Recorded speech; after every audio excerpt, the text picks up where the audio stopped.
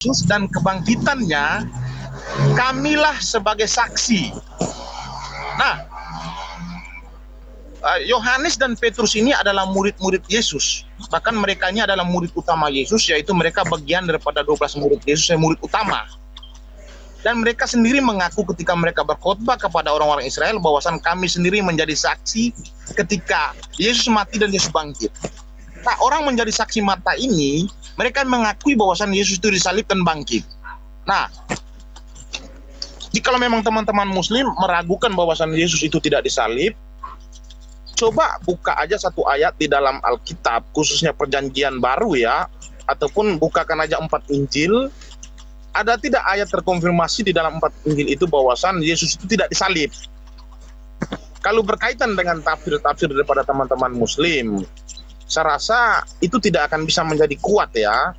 Yang menjadi kuat itu ketika Anda membuktikan dalil bahwasan Yesus itu tidak disalib. Dan dalil itu harus gamblang. Nah, tetapi jika memang tidak ada dalil yang di dalam Perjanjian Baru yang mengatakan Yesus itu tidak disalib, berarti Anda tidak akan bisa membantah tentang penyaliban Yesus. Sedangkan saksi mata yang hidup bersama-sama dengan Yesus saja sudah mengakui ketika mereka berkhotbah kepada orang-orang Yahudi, mereka mengakui bahwasan tentang kematian dan kebangkitan Yesus itu kami sebagai saksi. Ini saksi mata loh yang mengatakan. Jadi Bang, saya katakan begini. Ya, poin saya tadi bukan itu. Poin saya tadi penyalipannya itu dari sudut pandang kawan Kristen. Saya mau tanya, apakah itu real penebusan dosa atau Yesus itu bunuh diri gitu? Karena ada peran iblis di situ. Nah, gitu tadi poinnya. Oke, mungkin setelah saya jawab ini mungkin Aderion bisa bantu ya. Jadi begini ya, saya sudah menjelaskan tadi berkaitan dengan penebusan dosa itu, dalam konsep penebusan dosa dipahami oleh umat Kristen bahwasan darah Yesus itulah menjadi konsep penebusan dosa. Jadi Yesus sebelum disalib, pertama dia sudah bernubuat kepada murid-muridnya ya, bahwasan dia akan disalib dan 3 hari kemudian dia akan dibangkitkan. Itu yang pertama. Yang kedua, sebelum penyaliban terjadi, sebelum penangkapan itu terjadi, dia sudah mengadakan perjanjian kekal, yaitu perjanjian darahnya antara dia dengan murid-muridnya. Bahwasan darahku adalah darah perjanjian. Dan darah ini akan menjadi penebusan bagi banyak orang. Nah, kalau berkaitan dengan Yesus itu mati sebagai penebus, saya katakan mutlak. Di dalam Injil itu sudah sangat jelas bahwasan Yesus itu mengatakan bahwasan darah dia akan menjadi darah perjanjian bagi banyak orang. Jadi saya katakan mutlak ya, tidak ada lagi menjadi maksudnya tidak ada lagi yang bisa dibantah bahwasan Yesus itu tidak disalib. Yang kedua, tidak ada lagi yang bisa dibantah bahwasan Yesus itu matinya itu bukan dalam konteks penebusan dosa. Jadi di sini sudah mutlak. Saya rasa tidak ada lagi perlu kita bahas. Ini sudah selesai. Silakan Aderion, silakan. Saya bingung. Apa logika berpikir Yesus itu tadi diindikasikan bunuh diri itu dapat dari mana, Pak? Saya mau tahu deh, logika kalian itu gimana tuh? Yesus itu bunuh diri gimana? Itu kenapa? Yang tadi nanya siapa sih? Yang katanya logikanya paling bagus tuh. Muslim ini kan katanya logikanya bagus. Kok saya lihat hancur? Iya. Coba tanya. Enggak, itu justru masuk logika. Kan ajaran dia untuk menebus dosa kan, otomatis dia mempersilahkan dirinya untuk disalib kan begitu. Nah, peristiwa penyaliban itu sendiri ditolak oleh Yesus sebenarnya kan. Itu justru yang masuk akal tuh begitu gitu. Gimana? Tapi kalau Yesus tidak menolak, dia mempersilahkan dirinya untuk disalib ya. Ya itu justru namanya bunuh diri walaupun dimaknai dengan penebusan dosa. Ya, ini faktanya apa? Tadi kan ada Yesus menolak, dia berteriak keras ya. Kemudian dia protes sama Tuhannya, Eli Eli lama sabachthani. Kemudian dia menyuruh murid-muridnya menyiapkan senjata untuk mempertahankan diri, berjaga-jaga ya dalam Alkitab ya, supaya kalau ada diserang nanti ya seperti itu sama tentara Romawi. Nggak ada. Kemudian dia disidang dulu kan. Nah seperti itu. Jadi itu kan fakta-fakta lapangan. Tapi kalau itu semua tidak ada, berarti ya memang dia bunuh diri, menyerahkan dirinya sebagaimana dulu Nabi Ismail itu mau disembelih kan. Tapi itu kan tidak ada perlawanan dari Yesus, ada penolakan seperti itu. Nah jadi dalam hal ini Saya justru mau ajak berpikir Bagaimana yang lu sebut lebih bunuh logik diri? gitu. Enggak gini, Mas Pinter, Mas Denis. Bagaimana kau bilang itu bunuh diri, tapi di lain pihak dia menolak? Nah, makanya saya tanya yang benar yang mana lah, begitu silakan jawab. Enggak, justru otakmu dulu yang pengen gue denger. Lah, Kamu bilang itu bunuh diri Saya yang ini mana? bertanya, kamu jelasin. Justru Jelasin. saya mau nanya tentang pertanyaanmu itu. Kenapa kamu mengindikasikan Yesus itu bunuh diri? Lah iya, karena dalam perjanjian lama Taurat tidak dikenal itu pengorbanan dengan darah manusia itu tidak dikenal. Jadi Siapa kalau bilang? ada Siapa pengorbanan dengan darah manusia itu tidak dikenal. Jadi Siapa kalau bilang? ada Siapa pengorbanan bilang? cukup dengan sapi, dengan berkorban sapi ataupun darang burung perkutut pun boleh, burung terkukur Sekarang, minimal kalau tidak punya sapi. Kamu diam, kamu diam. Ayo. Kamu diam. Sekarang terbukti benar adanya pada saat Yesus menyerahkan diri di salib. Kamu tanya orang Yahudi, mereka melakukan kurban nggak? Yesus nggak menyerahkan diri, Yesus ditangkap. Baik bro, kamu jangan bohong. Yesus itu ditangkap, dikejar-kejar dia. Lah, ada ngejar-ngejar bro. Di sidang dulu. Lah kalau memang itu prosesnya untuk kalau itu penebusan nggak perlu disidang, nggak perlu disuruh mikul salib, ya, nggak perlu ada iblis nyusup ke dalam Yudas, bikin makar, gini kan tahu tadi persembunyian. Goblok. Tadi kan kamu kan ngomong kalau nggak ada di perjanjian lama tentang menebus dengan darah manusia, betul toh? Betul nggak? Ya silakan kamu jelaskan kalau kamu ada. Bukan Coba. Jelaskan, kamu baca, mata kamu baca di Yesaya 53 ayat 8 sampai dengan 10. Baca. Kamu yang baca, kamu yang ngomong. Kamu yang bilang ada. Gue nggak bisa, gue lagi makan. Lah sudah, berarti batal ya dari premis kamu ya. Kamu nggak bisa buktikan ya. Lu nggak ada sih. Buktikan kalau ada, buktikan coba. Saya dengar. Yesaya 53 ayat 8 sampai 10. Baca. Saya dengar. Enggak, itu baca aja. Ya sudah, jadi apa? Kok kamu yang bawa premis, kok suruh saya yang baca? Enggak, itu bukan premis, itu ayat. Iya baca kalau memang ada. Iya baca, silakan.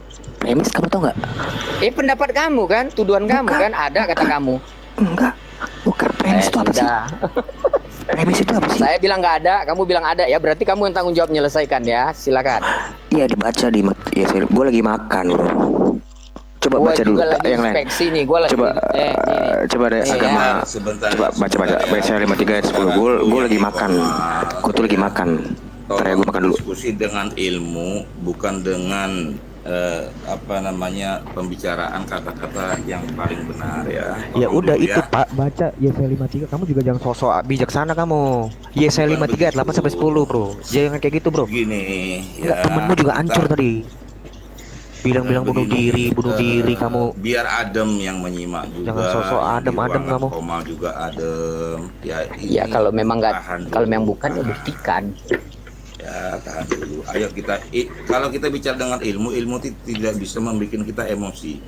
Baca dulu. Emosi kita Gue lagi makan. Bentar, saya mau jawab telepon bentar. Gue lagi makan dulu. Host, saya izin mau jawab telepon bentar, host. Ya silakan. Jadi begini ya,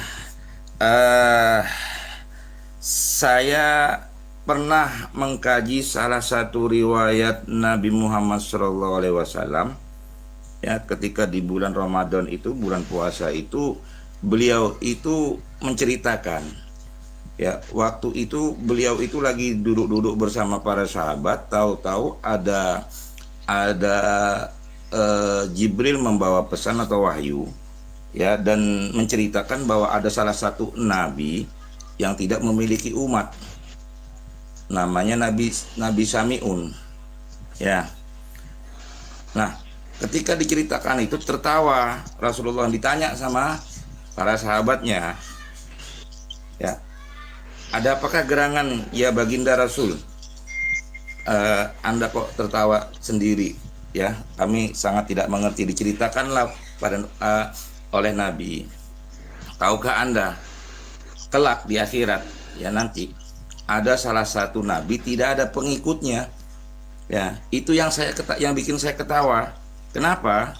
Karena nabi ini, ya, hanya memikirkan kekuatannya sendiri, di situ. Karena zaman itu banyak sekali yang tersesatkan, istilahnya begitu. Nah, siapakah Nabi itu? Namanya Nabi Samiun, atau dikenal di film-film itu Samson ya. Nah, kata Nabi, kelak di akhirat semua nabi-nabi itu membawa panji-panji benderanya masing-masing. Nabi Muhammad membawa panji bendera hitam. Nabi Isa membawa juga benderanya. Ya. Nabi lain-lainnya juga membawa benderanya semua, Ismail, Nuh ya, Ibrahim, semua membawa umat-umatnya untuk masuk surga. Ada satu nabi yang tidak memiliki umat, ketawa dia. Nah, garis besarnya adalah ya, apapun agama kalian, apapun keyakinan kalian, kalau dirujuk dengan riwayat tadi, asalkan betul-betul ikut tuntunan yang dibawa oleh rasulnya, oleh nabinya, Anda juga akan mengikuti ya para pemimpin pada zaman-zamannya itu sendiri. Ketika Anda hidup di zamannya Nabi Rasulullah SAW Muhammad, ya, maka kau akan dikumpulkan dengan panji beliau. Ketika kau hidup di zaman Nabi Isa, kau juga akan hidup di zaman di panji beliau, atau disebut Yesus tadi ya. Kau juga masih ada juga manusia yang terdahulu yang masih berkeyakinan Nabi Ibrahim ya, ajarannya juga ada ikut panji-panji beliau sesuai dengan zamannya ketika ajaran itu disampaikan. Begitu, silakan. Nggak ngerti gue. Yang diomongin dari tadi apa? Jawabnya ngomong ke sini. Nggak ngerti gue. Kamu ngomong apa? Korelasinya apa yang ngomongin? Ya, saya memaklumi saudaraku, karena saya sebagai kurir ini saya menyampaikan paketan kepada yang alamatnya jelas. Jadi yang nggak jelas ya saya ambil lagi paketannya. Jadi saya tidak Bukan, kamu itu ngomong indah, kelihatannya bagus, cuma nggak nyambung. Kita dari tadi ngomong penyalipan, terus sekarang tiba-tiba ngomong panji-panji. Apa sih? Laga lu aja kelihatan sopan, santun, pinter. Nggak hancur parah. Iya, terima kasih. Silakan. Iya, memang terima kasih loh. Emang nggak nyambung kok kamu.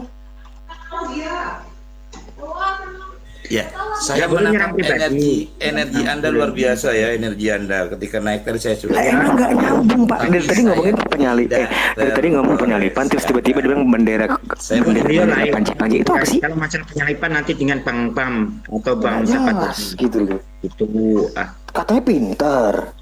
Ya, saya menikmati. Pakai otak. Mana kok nggak ada gue pintar-pintarnya. Keluarkan energinya. Saya menikmati saudaraku. Anda saudaraku. Apaan sih yang laga lo? Sok-sok play victim lo. Ya, Gue sampai nyuci kok nih. Lagi makan, lagi nyuci ya. Iyalah, habis makan nyuci. Itu energinya. Santai-santai aja. Yeah. Tapi lu nggak nyambung. Iya. Parah. Memang. Kayak bukan nggak sekolah, kayak nggak pernah sekolah. Iya. Betul. Menurut pemikiran Iya, nggak nyambung banget. Dari tadi apa? Yang dibahas ya, apa? Saya menikmati sambil nge-mute ya. Iya, ngapain lu? Nikmatin apaan? Belajar lagi loh, Pak. Model-model kayak gini gue udah tahu apa-apa gue karakter gini, sosok sopan, sosok santun. Oh, padahal penghujat. beliau itu nggak ada yang hujat loh. Iya, belum kelihatan aja. Nanti lihat aja kalau nggak ada gue. Nggak apa-apa host, nggak apa-apa. Nangis saya nangis lu. Saudara kita ini nangis. Luapkan amarahnya biar ada tempatnya. Iya, gondok gue ngomong lu nggak nyambung dari tadi. Biarkan. Ya, inilah wujud rahmatan lil alamin host. Rahmatan lil alamin. Lu nggak nyambung, bukan rahmatan lil alamin. Nah, biarkan dia tersalurkan. Buanglah sampah pada tempatnya. Nggak nyambung. Sampah ya terus. Silakan. Nggak nyambung. Sosok victim lagi. Kendalikan. Emosinya dikendalikan. Wih, ini kagak emosi, gue lagi nyicipin. Tanya ajaran kasih ini gimana ini? Ajaran kasih. Emosinya dikendalikan. Santai. Ini nggak nyambung kok. Ajaran kasih kalau ajaran kasih kenapa emang ya? Kalau bego. Jangan terhubungan gitu. Nyambung. Jelasin aja terkait dengan apa yang Bang Pam sama Bang Bapak tadi kok kental dia. Gak masuk lagi dia. Bang Kasih musuhmu. Nggak ada nyambungnya, males gua. Santai, nggak usah hujat-hujatan. Bukan Saya hujat, ingat- dia bilang nggak nyambung pak. Saya bilang dia nggak nyambung. Ya nggak Konyol, apa-apa, nggak nyambung. konyol. Kamu Ngomong panjang lebar, gue pikir ada apa hubungan. Begini host, kalau sudah ada saudara kita Nangis yang lo, nggak nangis lo, nyambung, nangis. Ah lu ngomong Nangis apa? lo, Itu nangis. tandanya tak berilmu, Nangis tapi lo. biarkan dia curhat. Ya, kita beri tempat di sini, kita beri sampah di sini, tempatnya di sini silakan. Berarti itu kita ngomongin apa? Dia ngomong panji-panji, bawa bendera sendiri. Apa gak nyambung? Nunggu dari tadi gue, ini apa nih orang ngomong apa nih? Terakhir, ya silakan tanggapi. Wah, gue pikir belum selesai. Yon, kita tanya jawab aja Yon. Jawab ini Yon, ada Nyambung, diskusi. males gue. Nyambung. Itu di surga Yesus itu Bodoh. Tuhan atau manusia Yon? Pertanyaan lu. Tolong kita seleksi lagi host biar yang berilmu aja naik host ini. Lu Bermanfaat, host. Lu berotak juga enggak. Ini. Lu nggak nyambung. Kita sterilkan dulu kepada Nyambungnya juga umat yang enggak, lebih kalau- cerdas berbagi keilmuannya. Ini Bukan- hanya bukan- sekedar sampah-sampah yang kita terima ini. Kita tapi saya Lagi menerima bahas- jadi tong sampah. Tapi lagi bahas penyalipan, tiba-tiba ngomong panji itu ngomong apa lo maksud lo? Maksudnya kita ini kan hidup di zaman Nabi Memang Muhammad. dia ada dalam hadis ada itu Yon. Lagi ngomong penyalipan tadi, Di dalam ajaran kami ada Yon. Ini loh Yon. tiba-tiba bahas Dalam panji-panji. ajaran kami itu ada. Iya, maksudnya para nabi itu nanti mempunyai umat masing-masing saat di pengadilan di akhirat nanti. Pak, ngomong itu bukan cuma benar, tapi tepat waktu. Kalau yang benar itu disampaikan di tempat yang di waktu yang tidak tepat, ya jadi ngaco. Ya, beliau itu menjelaskan terkait ajaran semua nabi. Tapi terkait dengan diskusimu dengan Bang L tadi, Bang L Gak nyambung. kental itu tadi. Gak nyambung kan? Itu terkait dengan penyalipan. Sekarang jelasin terkait dengan penyalipan itu tadi. Ya, Nanti males. biar Bambang yang menjawab juga, Bambang juga tahu. Energi dia terlalu habis tadi gue liatin. Nyambung juga enggak, ngaku pinter lagi. Astaga, Saudaraku ada udah sosok santun lagi. itu berarti Agaknya. karena Tahu, gue tahu, play victim energi loh. baru ya, makanan itu energi baru masuk ke tubuh. Ketika pikiranmu kacau begini, jadi tersumbat nanti saluran darah-darahmu itu nanti jadi penyakit. Banyak-banyak lah makan Ya. B1 B2 itu ya. Oh, makan dulu makannya biar nyambung lo. Kalau diskusi itu bukan cuma suaranya bagus. Tapi kalau nggak nyambung ya nggak nyambung. Nggak jadi hebat lo kalau suara lo kayak begitu tapi lo nggak nyambung bro. Saya tidak ada tujuan untuk hebat di sini ya. Ya, apalagi Saya- untuk saya normal di dia. sini Untuk normal lu nggak jadi menyampaikan normal. saja. Itu Lu nggak jadi normal. Lu tidak menjadi normal. Oh baiklah, saya nggak normal, Anda yang normal. Iya, kamu Silakan normal. saudaraku, kasih sayangnya keluarkan terus. Wah asik ini, Nggak normal itu. asik ini ajaran Yesus ini. Terus Lo terus ajaran asik. Yesus apaan Terus, sih? silakan ajaran. Nangis lo, nangis. Ajaran kasih saya. Nangis lo, nangis lo. Saya Nangis lo. betul-betul menerima keadaan. Nangis lo. Ya. Gue tahu kok lo cuman di mulut doang manis lo. Yon, aku mulai. Tebarkan kasih. Jelas. Tebarkan kasih, adek. Kembali ke topik lagi. Silakan kembali ke topik. Ya. Nyambung Pak besok-besok kalau ngomong ya. Pak, Ya, Yesus. kalau nyambung tuh. Jangan cuma gambarnya tuh. Ini siapa sih ini ngomong? Kalau ngomong besok nyambung. Ya, Yesus itu bangsa. Nyambung ke topiknya. Habis energi gua denger lo ngomong. Udah main kelereng aja kita. Jangan dihabisin saudaraku. Emang itu habis mati. Capek gua.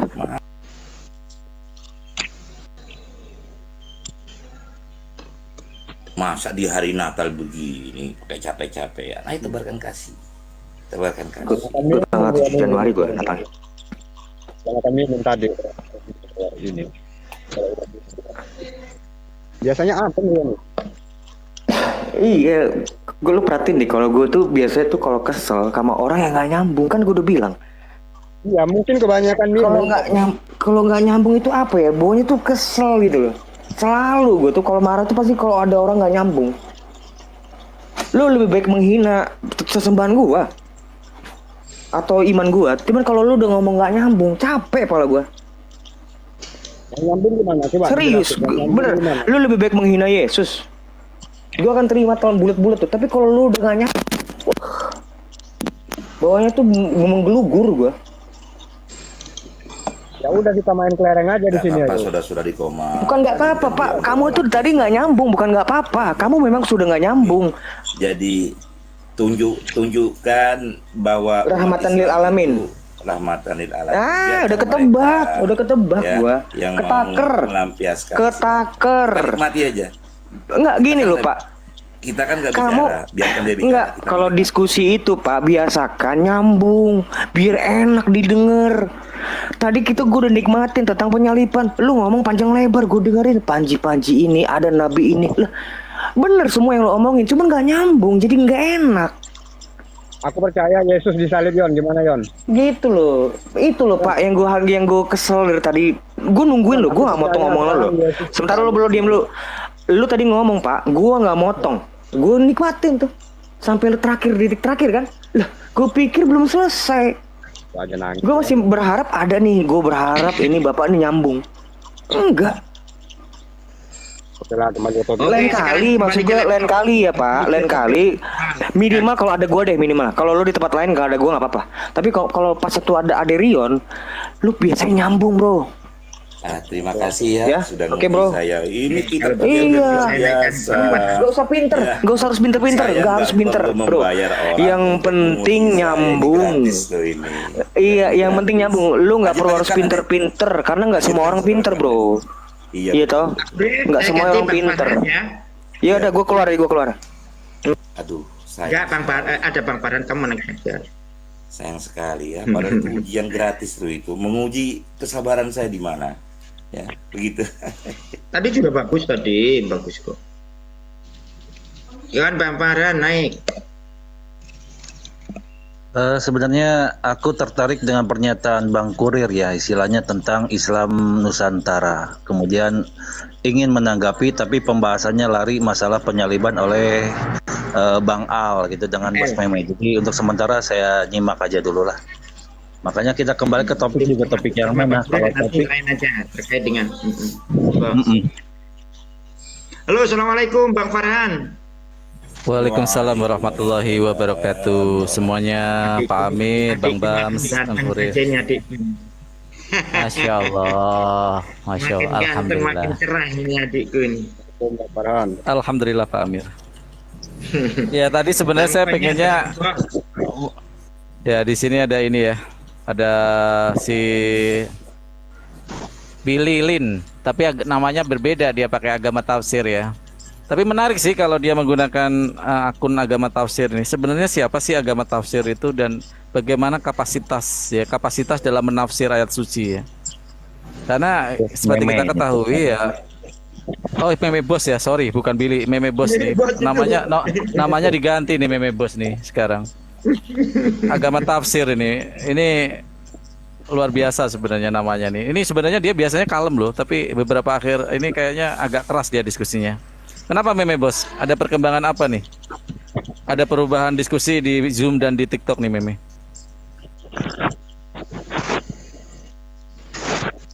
Silakan Meme Bos.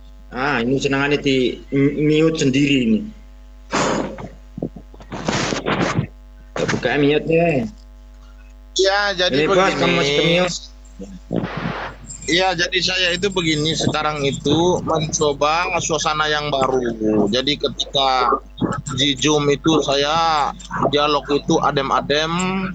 Nah, ketika di TikTok itu saya berubah gaya. Gayanya itu ketika saya bertemu dengan Muslim yang kalem, artinya saya ikut kalem. Tetapi kalau sudah bertemu dengan Muslim yang penghujat, saya juga ikut penghujat. Jadi di sini saya berubah gaya. Tapi dengan Anda menggunakan agama tafsir itu justru rujukannya itu yang yang kemana gitu, arahnya itu mau diarahkan kemana agama tafsir ini? Bukankah bahkan kitab suci Anda itu adalah tafsir karena semuanya berdasarkan bahasa Indonesia. Sedangkan original teks kitab Anda bukan bahasa Indonesia. Artinya kalau mau dikatakan agama tafsir adalah kitab suci Anda itu adalah tafsir sebenarnya.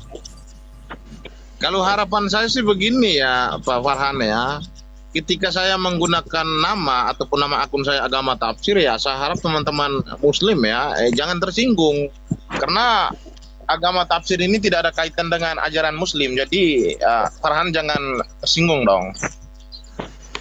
Enggak, saya nggak tersinggung, nggak ada saya kata tersinggung. Karena memang di dalam Islam butuh penafsiran untuk memahami secara kontekstual. Ya seperti kita ketahui bahwa segala sesuatu itu tidak bisa berdiri sendiri. Bahkan Undang-Undang Dasar 45 itu harus ada penafsir. Undang-Undang KUHP contohnya. Kalau nggak ada penafsir nggak perlu ada pengacara segala itu. Nggak perlu ada jaksa. Jadi kalau Anda penafsir nggak perlu ada pengacara segala itu. Nggak perlu ada jaksa. Jadi kalau Anda itu yang dipahami secara kontekstual itu adalah tafsir gitu loh. Ini yang saya mau uji kapasitas Anda. Apa itu sebenarnya tafsir itu? Iya, jadi begini Farhan, tafsir itu tidak bisa kita jadikan sebagai hakikat ataupun mutlak kebenaran. Jadi tafsir, saya ulangi sekali lagi ya, biar Anda paham bahwasan tafsir itu kita tidak bisa kita jadikan sebagai hakikat kebenaran ataupun mutlak kebenaran, sebab itu tafsir. Nah, itu yang pertama. Yang kedua, saya rasa tidak perlu Anda merasa tersinggung ketika akun saya beri nama agama tafsir. Nah, kalau Anda tersinggung berarti Anda menganggap bahwasan ajaran Anda ini penuh dengan tafsir-tafsiran seperti tafsir Al-Qurtubi ataupun yang lain-lain gitulah. Karena tafsiran-tafsiran tersebut Anda menjadikan sebagai landas pembenaran ataupun landasan kebenaran mutlak. Jadi harapan saya sih pembahasan kita tentang agama tafsir ini jangan meluas ya. Tetapi saya juga berharap lebih bagus meluas. Silakan.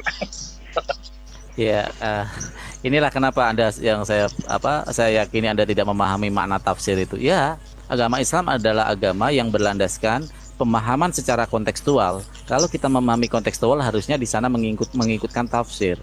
Ya seperti kita ketahui bagaimana ketika kita diskusi di ranah akademis ada perujukan-perujukan sampai kepada sebuah definisi kebenaran itu sendiri. Bagaimana membuat narasi atau premis, bagaimana menampilkan fakta, data, variabel dan konsep. Setelah itu menampilkan fakta dan realitas. Habis itu menampilkan silogisme.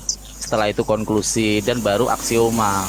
Nah, Anda tidak memahami tahapan untuk menuju definisi kebenaran itu harus berdasarkan data-data internal ataupun eksternal. Di situ dibutuhkan namanya pemahaman kontekstual atau tafsir. Sekarang saya kasih contoh. LAI dalam menerjemahkan butuh nggak dalam penafsiran? Butuh. Dan justru menjustifikasi. Saya nggak tersinggung Anda menggunakan nama agama tafsir, tetapi justru itu adalah menyindir agama sendiri, kitab Anda sendiri. Kitab Anda sendiri itu diterjemahkan dari sesuatu yang berbahasa lain. Artinya di sana dibutuhkan penafsiran. Jadi kalau saya katakan kitab Anda adalah 100% tafsir, berarti ketika Anda memahami Yesus itu adalah Tuhan, Anda menggunakan landasan tafsir untuk menuhankan Yesus, bukan original tekstual. Karena yang Anda memahami adalah LAI yang kita ketahui notabene adalah tafsir semua karena berbahasa Indonesia. Itu memang. Jadi lebih dipahami secara kontekstualnya. Jadi begini Farhan ya. Oke, lanjut. Jadi begini Farhan, bahwasan kekristenan itu tidak menjadikan tafsir itu sebagai mutlak kebenaran ataupun sebagai hakikat kebenaran. Nah, inilah perbedaan antara kami dengan kalian. Kalian itu menjadikan para penafsir yang bukan nabi, yang bukan Tuhan itu kalian jadikan sebagai hakikat kebenaran. Saya tidak lagi berbicara tentang landasan pembenaran, tetapi hakikat. Saya langsung berbicara hakikat ini. Lebih tinggi hakikat daripada landasan loh. Jadi Farhan ini menjadikan para penafsir seperti Al-Qurtubi ataupun yang lain-lain itu kalian menjadikan itu sebagai hakikat kebenaran. Artinya mutlak. Kalau sudah berbicara tentang hakikat kebenaran artinya berarti mereka adalah Tuhan. Nah, kami sebagai orang Kristen, kami tidak ketergantungan kepada penafsir-penafsir, tidak. Jadi kami, saya ulang sekali lagi ya, kekristenan tidak menjadikan tafsiran itu sebagai hakikat kebenaran, tetapi kami jadikan itu sebagai landasan.